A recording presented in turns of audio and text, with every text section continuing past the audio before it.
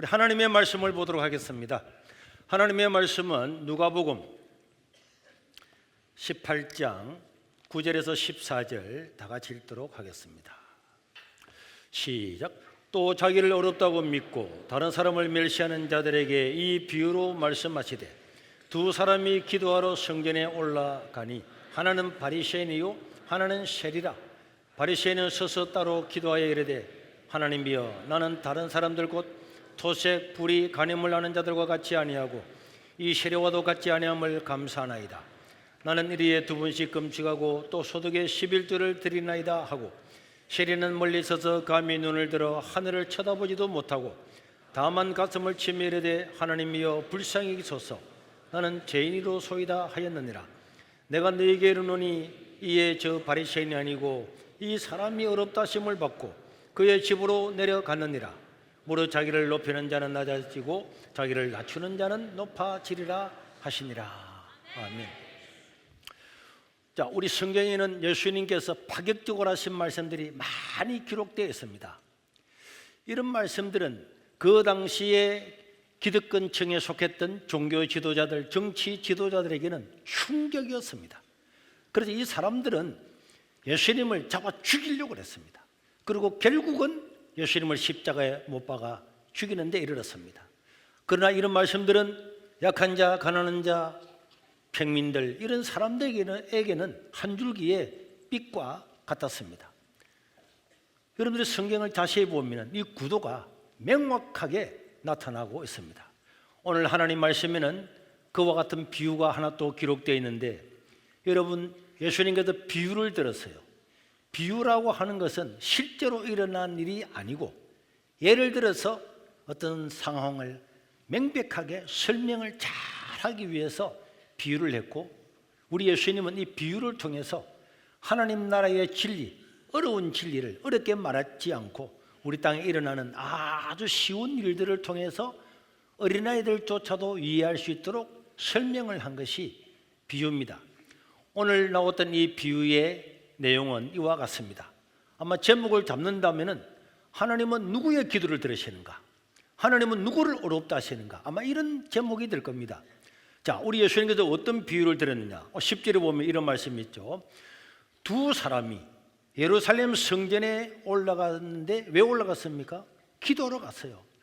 그런데 두 사람 중에 한 사람은 바리새인, 또 하나는 누구라고? 세리였습니다. 여러분, 이 바리새인은 오늘 자기가 기도할 때 고백 그대로였어요. 11절과 12절을 보면 바리새인은 기도하면서 뭐라 기도했느냐? 하나님이여, 나는 다른 사람, 옆에 있는 저 세리처럼 토색이라고 하는 것은 남의 돈이나 물건을 자기가 빼앗아가는 게 토색입니다. 그 다음에 불의, 간음하는 자들과 같이 아니하고 나는 저 세리와 같지 않음을 감사합니다. 심지어 나는 일주일에 2번씩 금식을 하고 소득의 11조를 정확하게 드리나이다. 이런 기도를 했어요. 그러니까 이 바리새인은 성전에 나가서 하나님께 기도할 때 얼마나 자랑스럽고 자긍심이 넘쳐났는지 모릅니다. 하나님, 나는 토색하고 불의하고 간음하는 저 사람과 다릅니다. 나는 일주일에 2번씩이나 금식을 하고 11조를 드리고. 그러니까 이 바리새인은 예수님 당시에 종교의 한파에 속했던 바리새인들은 어릴 때부터 율법을 그대로 지키는 이런 사람들이었어요. 이런 사람들이었기 때문에 이 사람들은 자기 고백 그대로 자랑과 자긍심이 가득 차 있었습니다. 그런데 저 옆에 와 있던 이 세리, 자, 초등 2부 세리는 뭐 하는 사람이에요? 세금 거두는 사람입니다. 여러분, 로마 시대에 세금 거두는 사람들 어떤 사람인 줄 아십니까? 로마에서 이 세금을 입찰을 해요. 입찰. 자, 갈리아 지방에 혹은 유대 지방에 세금을 거두는 사람을 선정을 하는 거예요. 입찰을 해가. 그래서 예를 들면 유대 지방에 전부 다의 세금을 거두는데 1천억이다. 그러면은 1천억의 세금을 로마에 넣고 이것을 입찰을 한 사람은 세금을 자기들이 거두는 거예요. 1천억을 주고 세금을 거두게 되는 자격을 얻었기 때문에 이 사람들은 1,500억, 2천억을 거둬야 되는 거예요. 그러니까 얼마나 불이하게 재산을 빼앗아갑니다. 여러분 조선시대에 보세요. 조선시대 말에 내가 책을 하나 보니까 사람들의 세금을 얼마나 빼앗아가느냐. 심지어 죽은 사람, 백골세라 했죠. 죽은 사람도 죽은 사람의 세도 빼앗아가는 거예요. 그런데 어느 집에 아이가 하나 태어나면 그 아이의 세금을 걷는 거예요. 그런데 아이가 3명이 있었는데 역사적인 실제입니다. 실제로 아이가 3명이 있었는데 또 아내가 아이를 넷째를 낳았어요. 그러니까 그 조선시대에도요, 조선시대 전체에 국가에서 임명하는 관리는 360명밖에 안 됐습니다. 관절사, 요즘은 도지사, 군수, 그 외에는 자기가 대부분 살아가는 사람이에요. 형리나 이런 사람들도 월급 주는 것이 아니고 자기가 가져가야 되는 거예요. 그러다 보니까 세금을 얼마나 수탈을 하는지, 애가 하나 더 태어나니까 세금을 달라 하는데 돈이 있습니까? 우리 미성년자들이서 말하기는 어렵지만은 먹고 살 수도 없는데 또 애 하나 태어났다고 세금을 거두니까 남자가 자기 낯을 가지고 성기를 잘랐다. 그러면서 그 부인이 통곡하면서 우는 내용이 여러분 인터넷에 들어가 쳐보세요. 이 역사적인 사실이었습니다. 그렇게 세금을 거두는 사람이 얼마나 지독했으면 세리는 그냥 공식적으로 죄인입니다. 누가 세리가 지나가면 패패패 이런 사람이야. 그런데 이 세리도 성전에 기도하러 왔습니다. 누가복음 18장 오늘 13절에 보니까 세리가 이렇게 기도합니다. 세리는 저 성전 중앙에 서는 것이 아니고 멀리 서서 바리새인은 손을 들고 하늘을 우러러 보았는데 이 세리는 감히 눈도 들지 못하고 하늘을 쳐다보지도 못하고 다만 가슴을 치면서 하나님이여 불쌍히 서서 나는 죄인으로소이다 이렇게 했다는 거예요. 성전에 몇 사람이 기도하러 갔다고요? 2사람이 갔다. 한 사람은 누구였습니까? 바리새인. 어릴 때부터 모든 성경을 지켰던 율법을 지켰던 사람이었어요. 이 세리는 먹고 살기 위해서 로마의 앞잡이처럼 세리가 되어서 하나님께 기도하는데도 사랑스럽지도 못하고 얼굴도 못 들고 고기도 들지 못하고 하늘을 쳐다보지도 못하고 가슴을 치면서 기도하는 것이 나는 11조를 했습니다. 나는 잘 살았습니다. 이건 한마디도 없고 나는 죄인입니다. 나는 죄인입니다. 이렇게 기도를 했다는 거예요. 자, 그런데 이 2사람이 기도하고 이제 돌아갔겠죠. 그런데 이 기도를 누가 보았겠습니까? 하나님이 보고 계신 거예요. 그런데 그 결과는 깜짝 놀라요. 이게 충격이었어요. 14절에 보니까 내가 너희에게 이르노니 예수님께서 제자들에게 말씀하세요. 저 바리새인이 어렵다함을 받고 내려간 것이 아니고 저 세리 이 사람이 어렵다 하심을 받고 그의 집으로 내려갔느니라. 놀라지 않습니까? 이건 놀랍지 않아요? 오늘 만약에 우리 가운데 이런 두 부류가 기도를 했다. 우리는 저분은 목사님이고 저분은 장로님이니까 저렇게 바로 살아가고 하니까 하나님께 저 기도를 드리게. 그런데 저기에 있는 저 사람, 아이고 저거는 말이야 꼭 생긴 게 사기꾼처럼 생겨가지고 남의 뒤통수나 치고 말이야 다른 사람의 비난을 막 손가락질을 받고 저 사람 만나면 재수없다 하고 그 사람이 저 끝에 뛰어와서 고기도 못 들고 가슴을 치면서 하나님 나는 죄인입니다 이렇게 하고, 그런데 저 사람이 기도응답을 받고 이 사람은 기도응답을 못 받았다는 거야. 이게 충격이잖아요. 이 사건을 오늘 우리가 한번 다시 보면은 제가 여러분들한테 몇 가지를 물어보겠습니다. 자, 우리 중등부부터 물어볼까? 자, 이 세리와 바리새인 중에서 기도응답을 받은 사람이 누구였다고? 세리와 바리새인 중에서 기도응답을 받은 사람은 누구였다고? 아무 생각이 없어? 누가 기도를 응답을 받았다고? 세리입니다. 어? 세리. 쉐리지. 그러면은 이 쉐리가 기도 응답을 받았는데 그럼 어떻게 해서 하나님은 이 쉐리를 응답을 했냔 말이야. 이 쉐리는 그러면 하나씩 하나 살펴봐.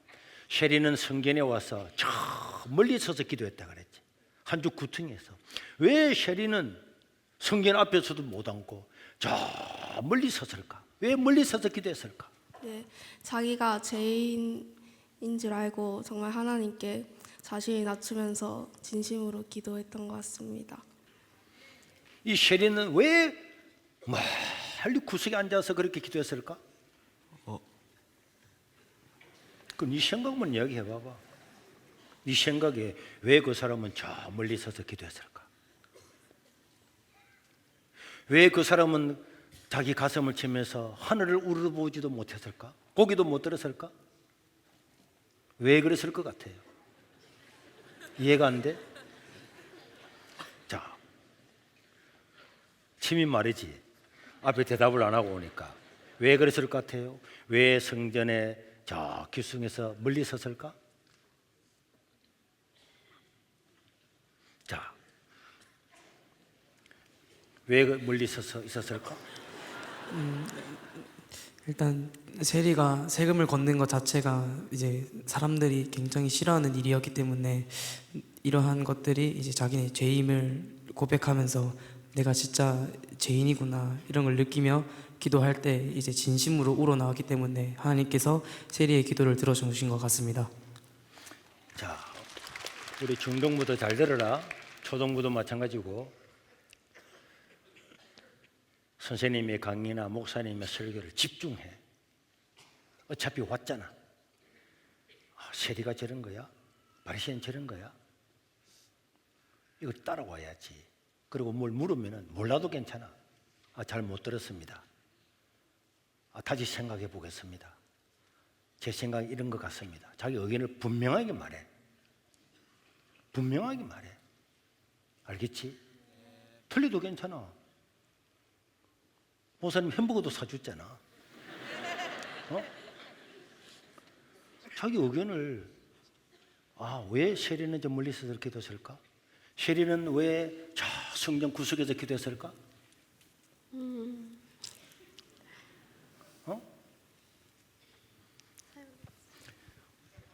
자, 우리의 약점이 이런 거예요.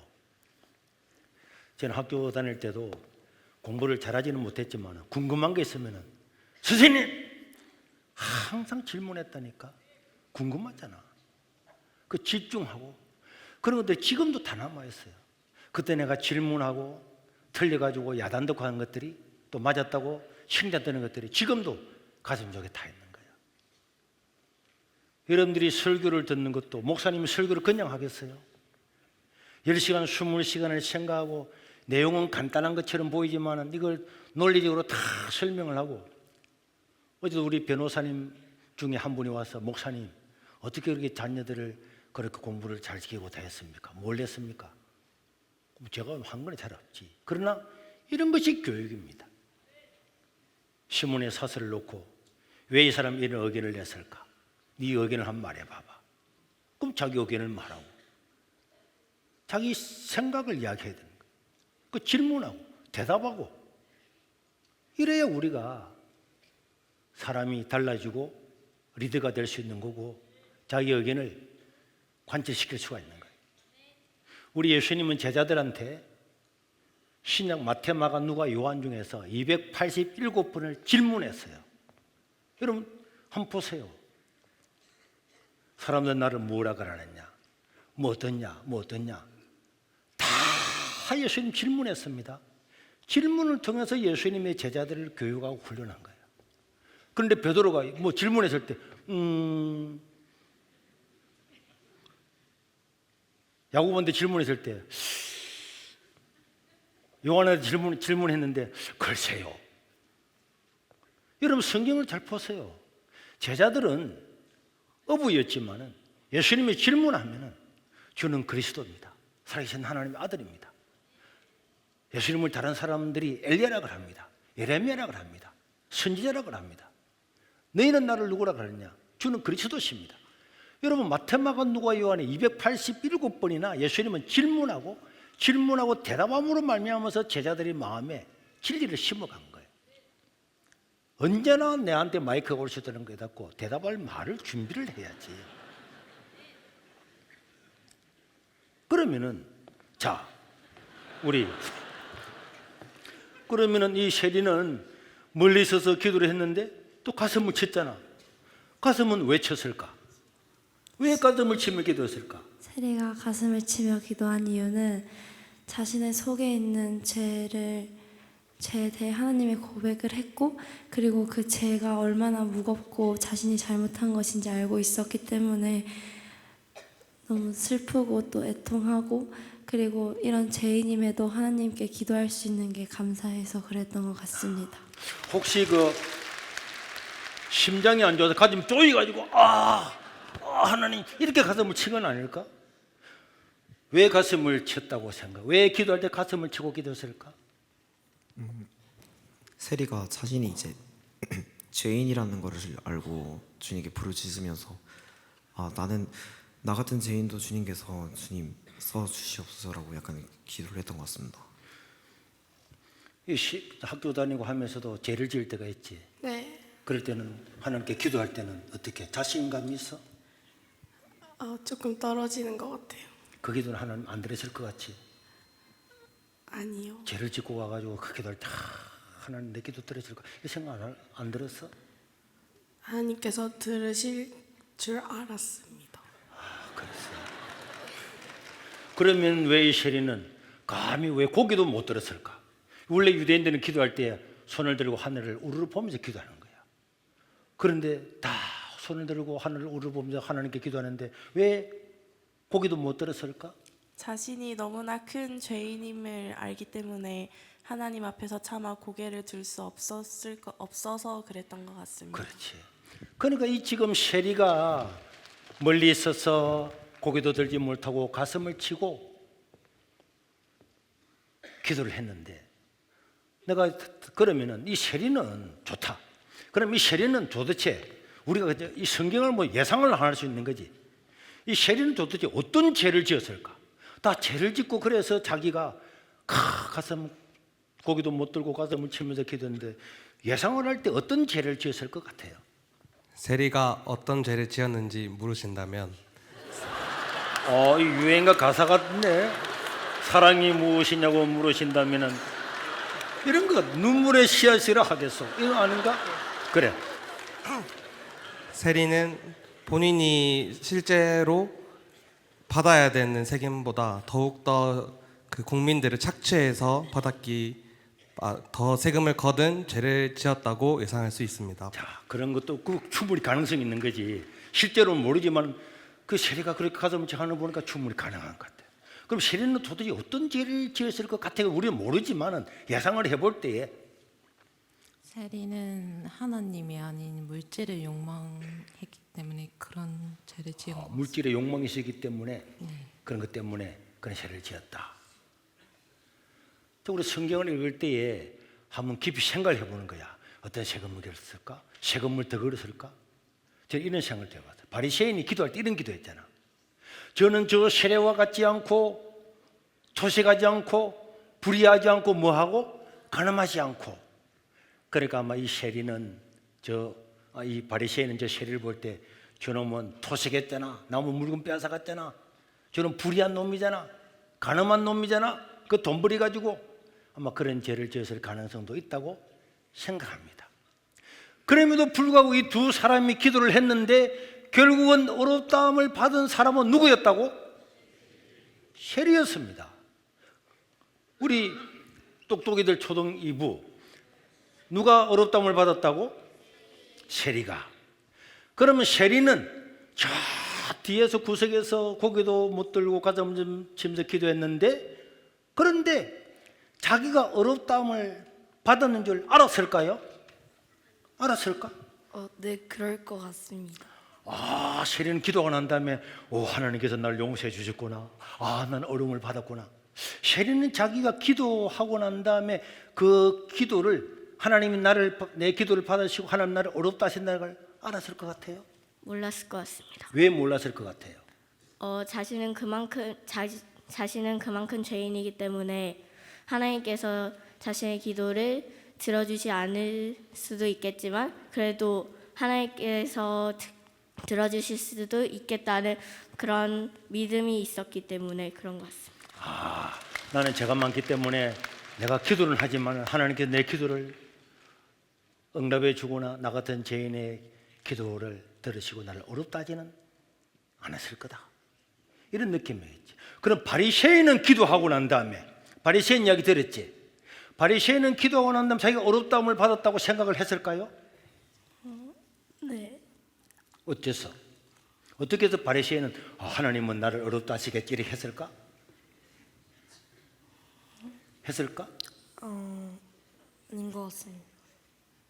바리새인은 너는 11조도 하잖아, 예배도 안 빠지잖아, 나는 모든 걸 다 일주일에 2번씩 금식도 하잖아, 하나님은 내 기도를 들어주셨겠지, 너 어렵다 생각했겠지, 이래 할 수 있겠지, 그치? 그리고 셰리는 자기가 어렵다움을 받았다고 알았을까? 셰리는 자기가 어렵다움을 받았다는 것, 기도 응답을 받았다는 걸 알았을까? 아니요. 왜 몰랐을까? 자기는 너무 큰 죄를 지었기 때문입니다. 나는 너무 큰 죄를 지었기 때문에 하나님께 기도는 하지만 하나님이 나를 어렵다 하거나 내 기도를 들어주지는 않을 거야. 그렇지만은 내가 하나님께 기도해야지. 왜? 너무 양심에 갇히게 되고 하나님께 미안하니까 그런 마음이 들었겠지. 그런데 하나님께서 셀에게 주영아 내가 너를 어렵다 한다 이렇게 말은 하지 않았다니까. 그렇기 때문에 이 셀이는 자기가 어렵다움을 받았는지 안 받았는지 모르고 내려갔어. 하나님은 어렵다고 했는데 자기는 모르고 내려갔다니까. 그러면은 왜 하나님은 바리새인을 어렵다 하지 않고 그렇게 율법을 지킨 바리새인은 어렵다 하지 아니하고 왜 이 셀이를 어렵다고 했을까? 하나님이 정신 나간 분 아니야? 모든 사람의 손가락질하는 이 셀이를 왜 하나님은 어렵다고 했을까? 14절에 나온 것처럼 무릇 자기를 높이는 자는 낮아지고 자기를 낮추는 자는 높이시리라. 모든 해답은 성경 앞뒤에 있는데 이 뒤에 해답이 있었구나. 무릇 뭐라고? 자기를 높이는 자는 낮아지고 낮추는 자는 높아지는데 세리는 자기를 낮추면서 나는 죄인입니다, 불쌍히 여기소서 했기 때문에 하나님께서 어렵다 하셨다, 이렇게 대답을 했어요. 어떻게 생각해요?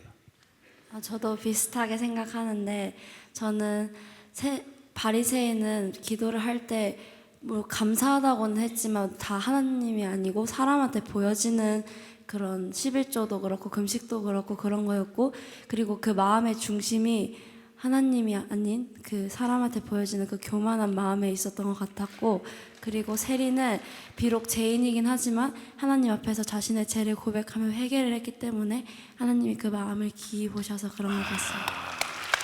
그러니까 쉽게 말하면 이 바리새인은 하나님께 기도한 건 아니었네. 누구를 위해서? 자기를 드러내기 위해서 한 거지. 하나님한테 한 건 아니잖아. 하나님이여 불렀지만 사실은 누구한테 보이려고? 사람한테 보이려고 그래 했기 때문에. 근데 셰리는 내가 죄가 있습니다 할 때 야 누구 내가 듣는 거 아니야? 하나님만 내 기도를 들어주지. 이렇게 할 수도 있겠지. 왜 하나님은 셰리를 어렵다고 했을까? 왜 하나님은 셰리를 어렵다고 했을까? 바리새인이 아니고, 즉 바리새인이 아니고 이 셰리가 어렵다움을 받고 내려갔다. 이걸 예수님께서 일부러 시간을 내서 이것을 질문을 하고 대답을 하신 거야. 여러분 궁금하잖아요. 오늘 우리 가운데 그런 일이 있으면 처음 더 바리새인을 칭찬할 겁니다. 제가 하나만 더 물어보고 싶어요. 그러면은 이 셰리는 어렵다움을 받았잖아. 받아서 이제 집에 내려갔잖아요. 내려갔지. 내려가고 난 다음에 셰리는 세리직을 그만두었을까? 세리직을 그만두었을까요? 잘 모르겠습니다. 잘 모르지. 모르는 거 물어보잖아. 셰리는 기도 응답을 받았으니 기도하고 난 다음에 나는 오늘부터 이제 세리직 안 합니다. 세리 안 합니다, 여러분. 나는 회개합니다. 다시는 이제 세리 안 하고 초직도 안 하고 불의도 안 하고 가능도 안 합니다 하고 그렇게 살았을까? 자, 어떻게 생각해? 계속 하고 있을 것 같습니다. 계속 하고 있다고? 또 세리 또 안 해? 그럼 내일 또 와가지고 주여 나는 불쌍히 세리직을 그만두었을까? 그만뒀을 것 같습니다. 어? 그만뒀을 것 같습니다. 두었을 것 같다고. 어떻게 생각해요? 그만두지 않았을 것 같습니다. 그만두었을까? 그만두지 않았을까? 그만두지 않을 것 같습니다. 그래도 또 자기도 나무 밑에서니까 세금을 거두라면 거두고 도시가고 했을까? 예, 저는 그렇게 생각하는 이유가 세금을 걷는 거는 이제 자기가 해야 되는 일인데 이제 거기서 이제 바리새인이 이제 세리를 비교하면서 기도했던 것처럼 남의 사람의 돈을 탐내고 그러한 것들을 하지 않으면서 뭐 처음에는 죄를 안 지으려고 노력하겠지만은 지을 수밖에 없겠지만은 천천히 나의 죄를 회개하고 고백하면서 죄를 천천히 이제 짓지 않으려고 노력하는 그러한 이제 세금을 걷는 세리가 될 것 같습니다. 자기 경험이지. 자, 그래서 우리 신앙이라고 하는 것은 무엇인가를 탁 잘라서 이야기할 수가 없는 것입니다. 저는 세리가 어떻게 사는지 그 뒤에는 모릅니다. 왜 모릅니까? 예수님이 말씀하지 않았기 때문에. 세리는 그냥 내려가서 자기 삶이 바뀔 수도 있었고 양심의 가책을 가지고 있으면서 계속적으로 그 일을 하면서 또 회개하고 또 회개하고 그래도 고기도 못 들고 계속적으로 있었는지도 모르지만은 그러나 우리는 여기서 알아야 될 것이 있습니다. 왜 예수님은 이 세리가 응답을 받았다고 말했을까? 저는 지난 5개월 동안에 우리 부산 구치소에 있으면서 많은 것들을 느꼈어요. 그 중에 하나를 보니까 감옥에서 내가 사람을 만났는데 감옥에서 사람을 만났으니까 어떤 사람은 1심에 판결 난 사람들도 있고 또 항소한 사람들도 있고 어떤 사람 10년 언도받은 사람, 4년 언도받은 7년 언도받은 사람, 2년, 3년 다 그렇게 있는 사람들이 대부분이잖아요. 그런데 내가 그런 사람들을 만나면서 그 사람들이 세상적으로 보면 죄인들이 많잖아. 그런데 저는 그 사람들을 만나는데 부담이 없었어요. 만나는 사람들마다 내가 마음이 편안했어요. 정말 편안했습니다. 옆방의 사형수는 28년 동안 거기에서 있는 사람이었어요. 또 조직 폭력의 보스가 있는 사람도 있고 마약을 하고 있는 사람도 있고 그런 사람들과 운동하고 목욕하고 만나면서 대하면서 그 사람들이 내가 죄인이잖아 이런 생각을 해본 적이 없어요. 다 죄를 짓고 들어와서 이미 몇십 언도를 받고 다 이래 있었지만은 그 사람들을 만나면서 부담이 없는 거야. 왜 그랬을까? 사람들을 만나면 목사님 저는 하루에 2시간씩 기도합니다. 이러면 2시간씩 기도. 목사님은 몇 시간 기도합니까? 이게 많잖아. 그럼 그런 사람 만나면 부담이 되는 거야. 부담되잖아요.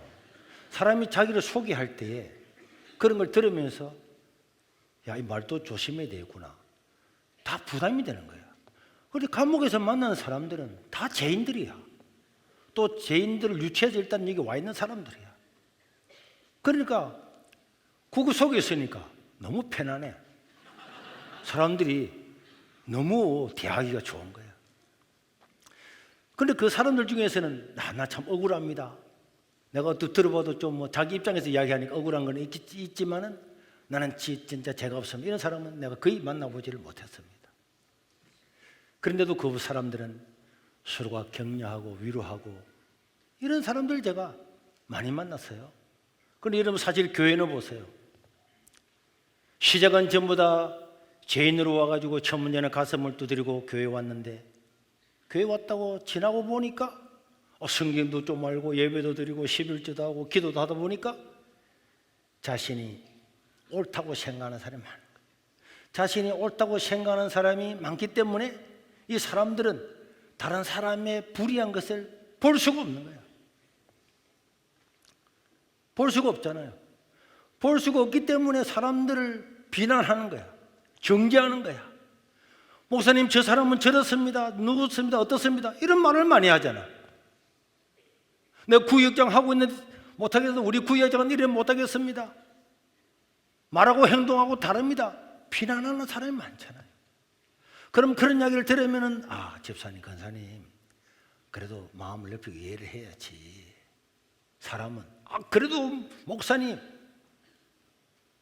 저렇게 직분받으면 저러면 안 되잖아요. 좋습니다. 이런 이야기들을 수십 년을 들어왔잖아요. 모든 상담의 대부분이 이런 인간관계에서 이런 문제들이잖아요. 그런 사람들의 이야기 들을 때마다 내 자신도 불편한 거예요. 평안하지 않지.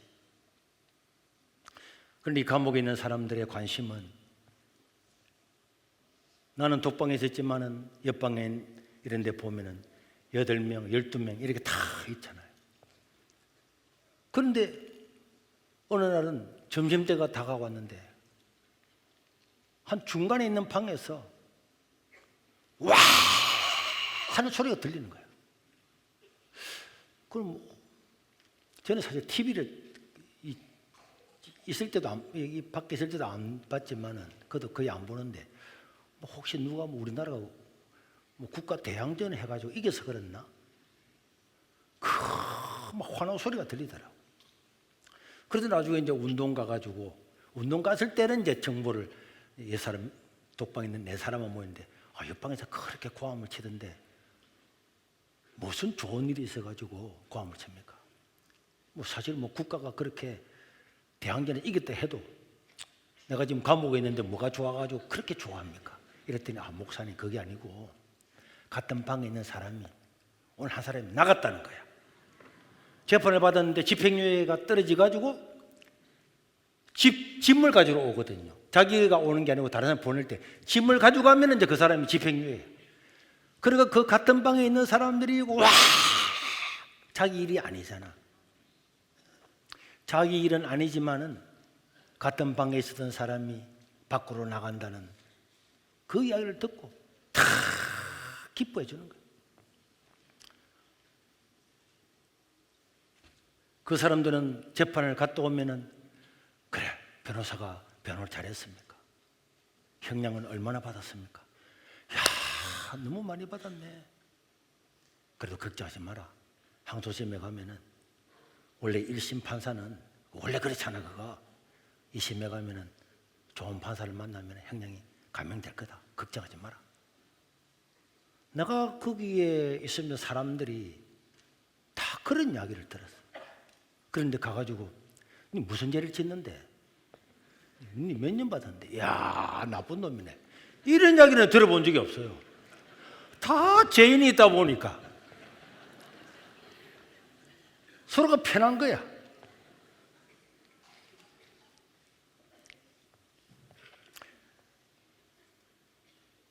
(28년을) 복무하고 있는 사형수를 만났어도 다 긍휼밖에 안 해라. 사람을 살해했기 때문에 왔잖아요. 28년 동안 뜨거운 밥 하나 못 먹잖아. 다 식잖아. 국도 다 식어버려. 그런 걸 1년도 아니고 2년도 아니고 10년도 20년 28년을 먹고 살자. 우리는 언젠가는 나가서 삼겹살부터 먹고 할 수 있겠지만은 이 사람은 법이 바뀌지 않는 이상 죽을 때까지 삼겹살 하나, 피자 하나, 햄버거 어떻게 먹어요? 그런 사람 다 불쌍하게 저는 거예요. 그런데도 그들이 이야기를 듣고 목사님 그래도 기도하겠습니다. 그렇죠. 사람이 죽어서 끝이 아니죠. 이번 생은 실패하고 나이가 많았지만 하나님께서 내 기도 들을까요? 하나님 들으실 겁니다. 당연히 듣죠. 회개하면 하나님께서 다 듣고 하나님께 들어오면 응답할 겁니다. 우리 친구자 다 만날 수 있습니다. 목사님 그렇죠. 알겠습니다. 오늘날 우리 교회는 말 한마디 잘못하면은 막 곡해돼서 나가잖아요. 사람들 비난하잖아요. 정죄하는 데 빠르잖아요. 나는 말이야 11조도 하고 철야도 하고 봉사도 하는데 너는 뭐 하는데? 자기가 겉으로 의인이 되는 순간에 남을 정죄하고 높아져서 하나님으로부터 기도가 거절되는 사람들이 얼마나 많을까? 오늘 아침에도 제가 편지를 받았어요. 자기의 딸이 선교도 가고 지금 신앙생활을 이렇게 하고 있는데 청소년인데 어느 날 무슨 이유인지는 모르지만 슬리퍼를 신고 교회 왔는 거예요. 그런데 그 편지에 의하면 어느 할머니 한 분이 여기가 어디라고 슬리퍼를 신고 교회 오는 거야? 막 야단을 쳐서 그때부터 상처를 받아가지고 교회를 안 나오고 있다는 거예요. 왜 교회를 안 나온지 몰랐는데 나중에 지나고 나니까 그 이야기를 하는 거예요. 그래서 나는 그 할머니가 무서워서 교회 못 가겠어요. 그래서 저는 여러분들이 커피를 먹고 커피 잔도 가지고 다 가져오잖아. 다 놔줬잖아. 다른 교회는 본당에 아예 못 들어가요. 택도 없는 소리지. 낮에 문도 다 잠가놔. 교회 본당 문 낮에 열어놓은 교회가 어디 있어요? 나는 365일 24시간 절대로 문 안 닫습니다. 초기에는 문 열어놓으니까 도둑놈들이 마이크 다 가져왔죠. 가져가도록 해라. 가져가도록 놔두라. 정말 누군가가 기도하고 싶은데 왔는데 교회 문이 잠겨있다. 제가 신학생 때 시골에 있을 때는 서울에 탐방을 가면요 본당 문이 다 닫혀 있는 거예요. 관리하는 집사님 문 닫아가나. 누가 들어가서 또 청소해야 되잖아. 문 닫아가나. 어느 교회도 문 열어놓은 교회가 없어. 왜 하나님의 교회에 문을 열어놓을까? 청소하기가 좀 어려워서? 도둑맞을까 싶어서? 정말 하나님께 기도하고 싶은 사람이 있으면 언제도 와서 기도해야지. 문을 왜 닫아놓을까? 한 번도 문 안 닫잖아.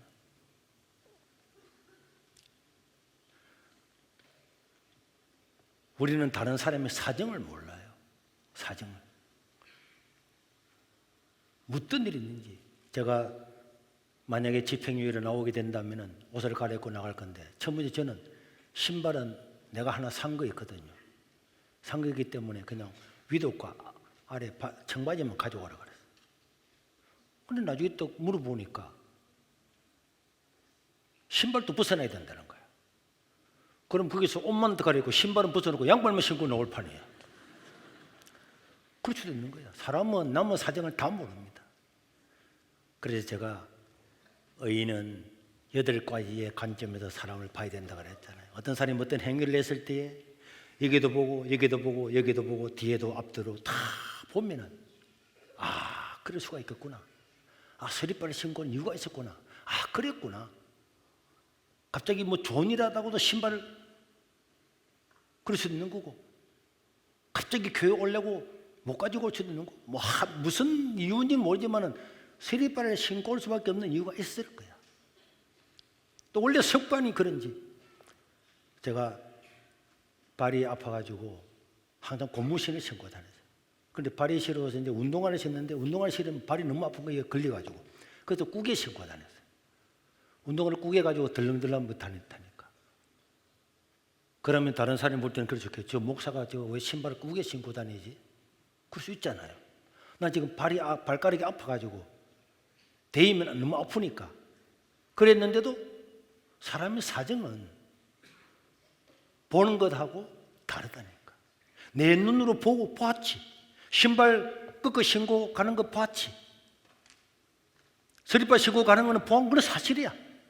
그러나 그 사람이 왜 신발을 끄고 신었는지, 왜 그 사람이 슬리퍼를 신는지는 우리는 모릅니다. 나는 내 눈에 보이는 것만 보고 정죄하는 거야.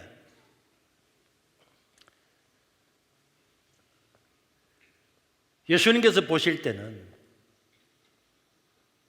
저 구치소에 있는 사람이나 감옥에 있는 사람이나 여러분들이나 다 죄인입니다. 그리고 수많은 사람들이 수많은 사람들이 우리와 똑같이 살아가는데 똑같은 사람인데 누가 고발해서 잡혀오고 누구는 고발을 안 해서 안 잡혀. 이런 사람 너무 많아.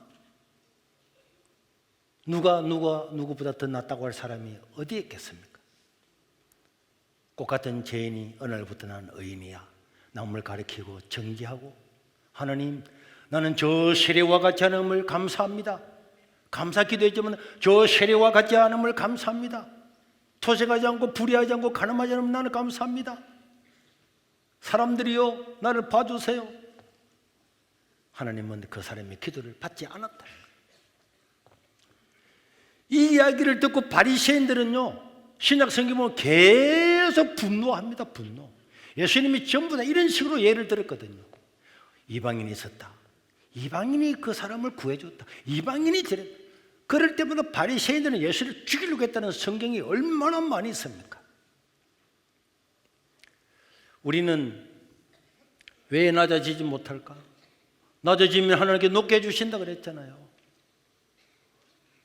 남을 섬기면은 귀하게 사용해 준다 그랬잖아요. 우리 예수님께서 이 말씀을 극과 극을 대조를 해서 말씀하신 것은 오늘 우리 모두에게 주시는 말씀입니다. 약한 자를 섬기고 세리라고 할지라도 세리가 될 수밖에 없었던 그 사건, 사정, 사람들, 악한 사람도 있지. 그럼에도 불구하고 우리는 그런 사람들을 이해하고 교회는 의인이 아닙니다. 예수를 믿으면 믿을수록 나는 죄인임을 깨닫는 거예요. 그런데 교회에 오면 올수록 의인이라고 생각하는 그 자체가 잘못된 거예요. 사도 바울은요 예수를 믿고 난 다음에 나는 작은 자입니다 이렇게 이야기했잖아요. 나는 사도들 중에 최고 작은 자입니다. 나이가 들어서 점점 가니까 나는 죄인 중에 괴수입니다. 믿으면 믿을수록 나는 더 죄인이구나. 나는 더 죄인, 나는 괴수구나. 이렇게 가는 거지. 이게 정상이야. 내 죄가 얼마나 큰가를 깨달으면서 남들은 아무것도 안 하지만 나는 이렇게 큰 죄인이구나. 나는 하나님 앞에 설 수 없는 죄인이구나. 믿어가면 믿어가서 그런 사람들을 보면서 저 사람은 초신자인데 어떻게 저렇게 잘할 수 있을까? 목사님, 장로님들이 오실 그 사람을 찾아가서 나는 예수를 30년 믿었는데도 이 모양인데 당신은 대단합니다. 그게 교회잖아요. 근데 교회는 죄인으로 들어와가지고 조금 한 2, 3년 지나고 나면 어깨에 힘이 들어서 남을 정죄하고 모체를 찾아와서 목사님, 저 장로가 돼도 새벽 기도도 안 나옵니다. 나는 2년밖에 안 돼도 새벽 기도 안 이렇게 타는 거예요. 그러나 신앙이 깊어지면 깊어질수록 자기가 누군가를 알고 나 같은 사람을 주님께서 구원해 주실 거나 낮아지는 거예요. 낮아지는 거예요. 그래서 여러분들 가난한 자를 돕고 높이고 이건 기본이에요. 몸이 불편한 사람들을 도와주는 거 이거는 일반 세상 사람들도 당연한데 예수 믿는 사람은 당연한 거야. 몸이 부족한데 부족하다고 해서 그 사람을 비난하고 왕따시키고 때리고 이거는 있을 수가 없는 일. 겸손한 마음으로 사람들을 섬기고 애통하는 마음으로 하나님께 나아가는 사람들은 다 하나님의 어렵다움을 받고 응답을 받는 줄로 믿습니다. 어떤 사람들은 말하기를 그런데 목사님은 이재명이 죽어야 대한민국이 산다 이런 말 했잖아요. 난 이재명이라는 사람 자체를 미워하는 게 아니에요. 공자가 죽어야 대한민국에 산다는 것과 같이 정권을 잡고 대통령이 됐는데 자기 마음대로 한번 할 기회도 주지 않고 처음부터 탄핵을 부르짖고 수도 없는 30분이 넘는 이런 탄핵 이런 것을 해서 정치를 움직이지 못하게 하고 사법부를 급박하고 이러면 안 되지. 그런 행태, 그런 사상 이런 것들이 없어져야 된다는 거지. 그렇지 않습니까? 우리는 진리를 위해서 바른 일을 위해서는 아무리 권력이 있는 자라고 할지라도 그건 틀렸다. 그건 아니다. 그래서는 안 되지. 그걸 비난한 거예요. 그런데 여러분, 공자가 죽어야 대한민국이 산다고 해서 중국에서 공자가 죽인다고? 죽이라 했다고? 그러니까 중국이 와서 김경일 교수를 고소하는 거 봤습니까? 안 하잖아. 패러디인 거야. 사회 현상이야. 유교 사상을 통해서 여성을 억압하고 약자를 억압하고 가진 자만 살고 병원 사람만 살아갈 수 있는 사회를 만드는 그런 사회, 그런 사회의 대표가 되는 공자가 추구해 나라 산다. 이와 마찬가지로 법 절차를 무시하고 국민을 압박하고 판사 검사를 급박하고 불의한 악법들을 통과시키고 하는 이런 것들이 사라져야 된다는 뜻이에요.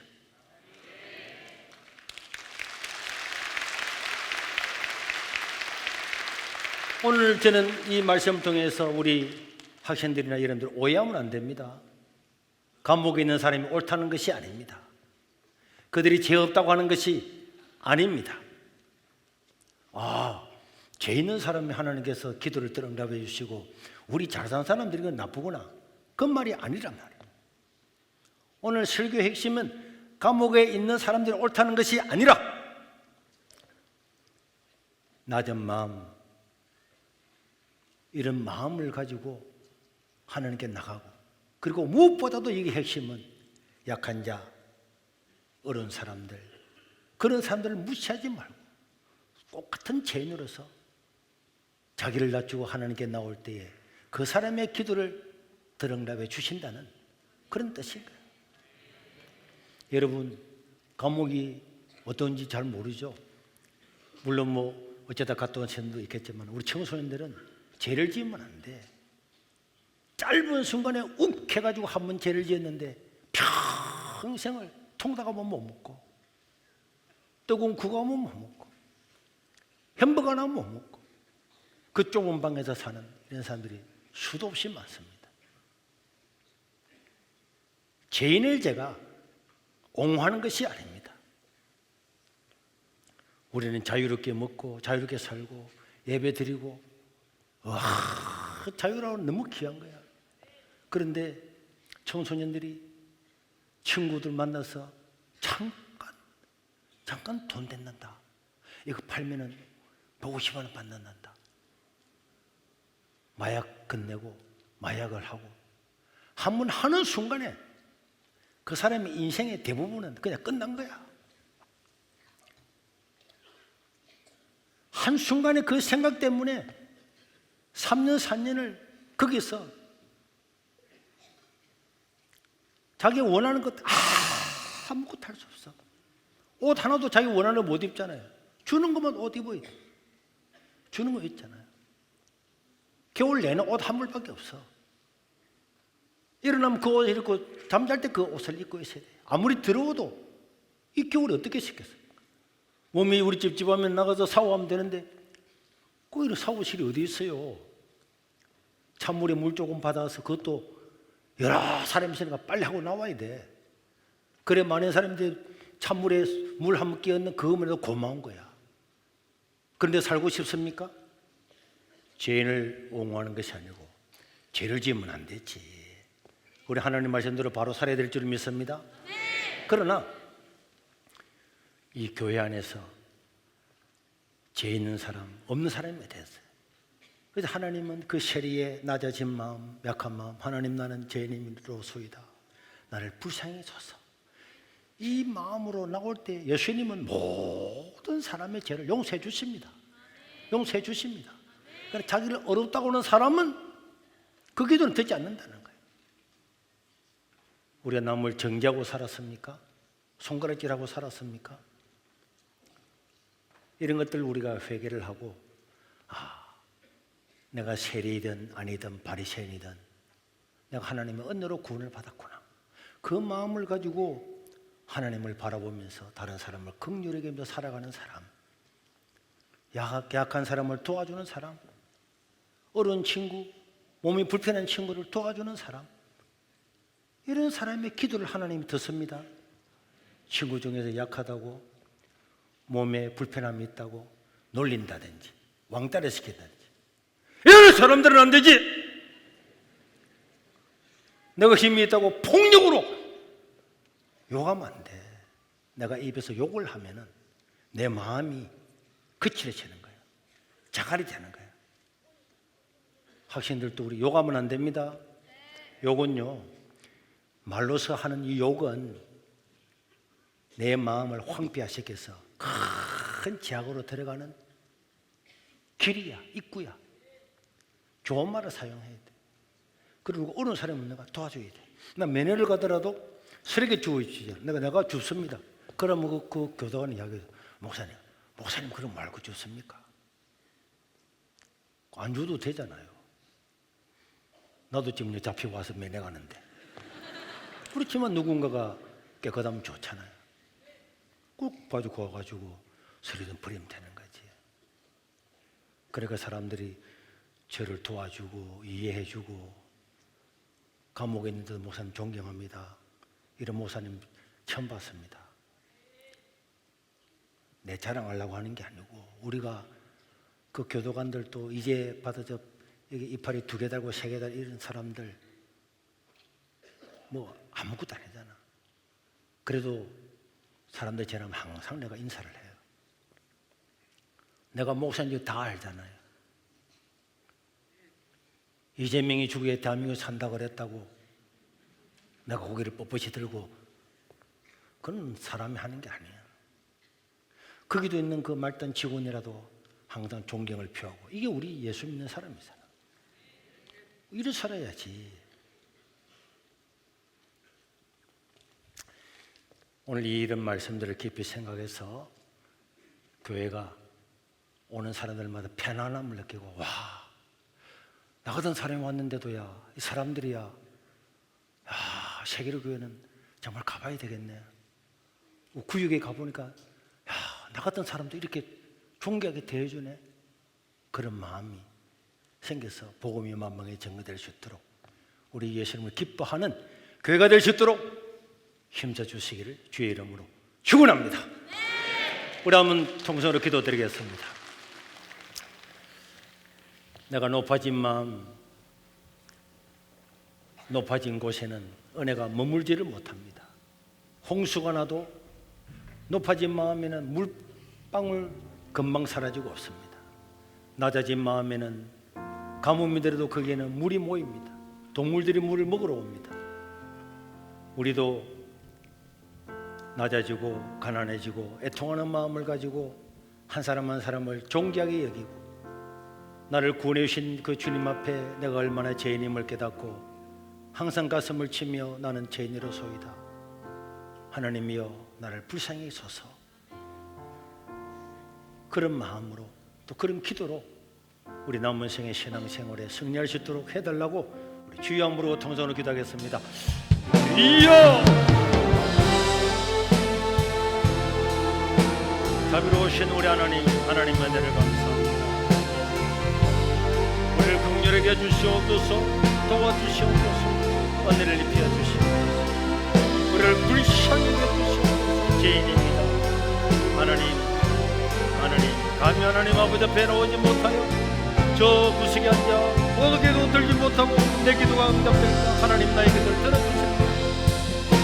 그러면서 하나님의 은혜를 바라보는 그 사람이 하나님 그들을 용서하실 것입니다. 하나님 우리 모두가 이 귀한 마음을 가지고 이 세계로 교회 공동체 이 공동체의 모든 사람들이 하나님의 깊은 은혜와 하나님의 사랑을 깨달을 수 있도록 도와주시고 이 세계로 교회를 통해서 수많은 사람들이 응답받고 하나님의 은혜로 구원받는 역사가 일어나게 도와주시오.